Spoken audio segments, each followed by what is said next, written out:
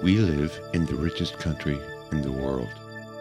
But when you take a look around you, you see hardship, poverty, homelessness, crime, corruption, alcoholism, addiction, broken homes and families.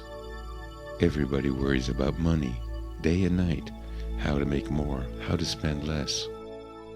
How is it possible for so much poverty to exist in a country with so many riches? To answer that question, you have to follow the money. I'm going to use the same example I used in my video, The Myth of Efficiency, and retrace the route from raw lumber to finished product, a cutting board, to show you where all the money went. This is a lumberjack. He cuts trees to sell to sawmills. The lumberjack has to pay a lot of taxes. There's tax on the equipment he buys, tax on the gas he uses, tax on the licenses he needs, tax on the cutting permits, tax on the insurance he's required to buy, and when the lumberjack gets his paycheck, he has to pay tax on that too. Now, the lumberjack couldn't hope to stay in business if he paid all those taxes himself. So he has to include a proportion of the tax expense into the final selling price of his logs. That's part of the cost of doing business. This cost is called a hidden tax or embedded tax. The lumberjack has to get his lumber to the sawmill, so he hires a transport company.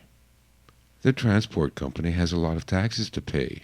There's taxes on the equipment he buys, tax on the garage he stores his equipment in, tax on the gas he uses, tax on the licenses he needs, tax on the transport permits, tax on the insurance he's required to buy, and when the truck driver gets his paycheck, he has to pay tax on that too. Now, the trucker couldn't hope to stay in business if he just paid all those taxes himself. So he has to include a proportion of the tax expense into the final cost of transporting the lumberjack's logs. The lumberjack has to include the costs of shipping, including a proportion of the shipper's taxes in his selling price. So the lumberjack is paying a tax on tax. When the sawmill buys the lumber, they are paying taxes on taxes on taxes. But the sawmill has a lot of taxes to pay too.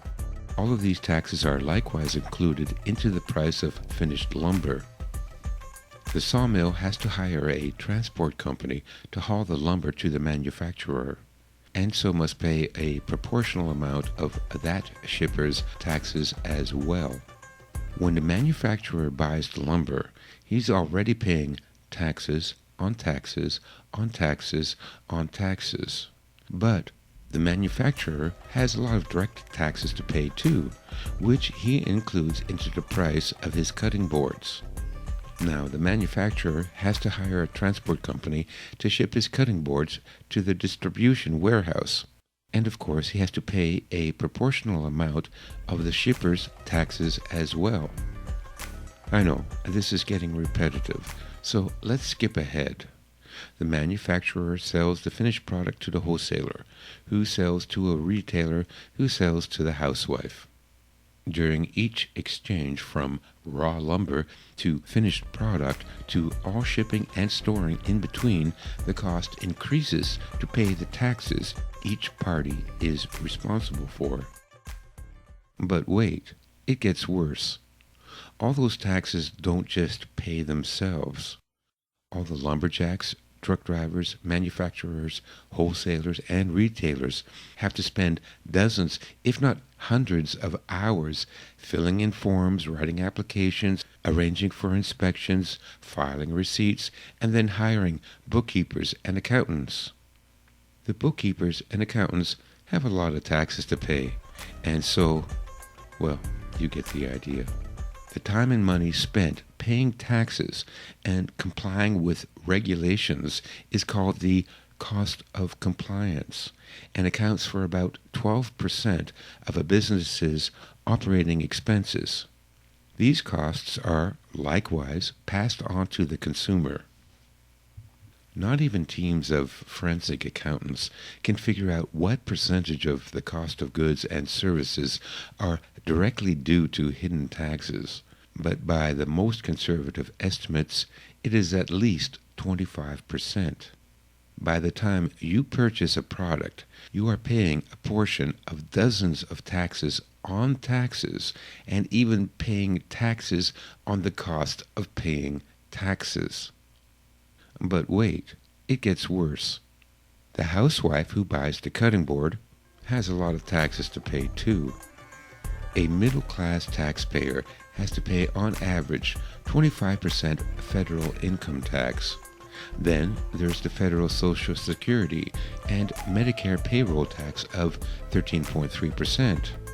5.65% of that is removed from the employee's paycheck, and the remaining 7.65% is supposed to be paid by the employer. But in reality, you pay the entire 13.3% because employers simply pay you 7.65% less to cover their costs. And then there are state taxes, which averages at 4.82% for the middle-class taxpayer, which brings the total to 43.12% in federal and state taxes. And it's going higher every year. So let's add it all up. For the $10 that a housewife spends to buy a cutting board, we first take away 43.12% for state and federal taxes. Then deduct 25% for the embedded taxes. Oh, and don't forget sales tax, anywhere between 5 to 15%, but let's average it out to 10%. That brings us to a grand total of 78% of every dollar earned and spent going to taxes. That means if the housewife paid $10 for the cutting board, then $7.80 went to the government. That leaves $2.20 to pay the lumberjacks, the truck drivers, sawmill employees, manufacturers and their employees, the shippers and receivers and the forklift drivers, and even the sales clerks at the shopping center. All have to live on that $2.20 while the government takes the rest. Let's look at this another way.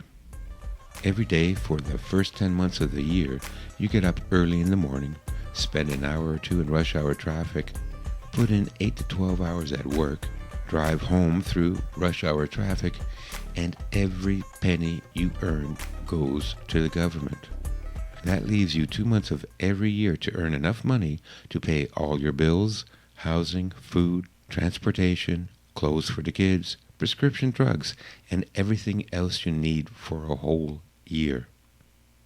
So, the reason we are poor is not because of slumping stock markets or international trade or high cost of salaries or because you are lazy.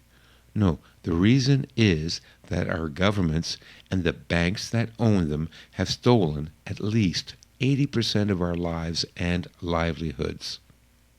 But wait, it gets worse. Despite robbing us at a rate the Sheriff of Nottingham could never have dreamed of, our governments have still managed to run up a debt into the untold trillions of dollars. Guess who has to pay that back?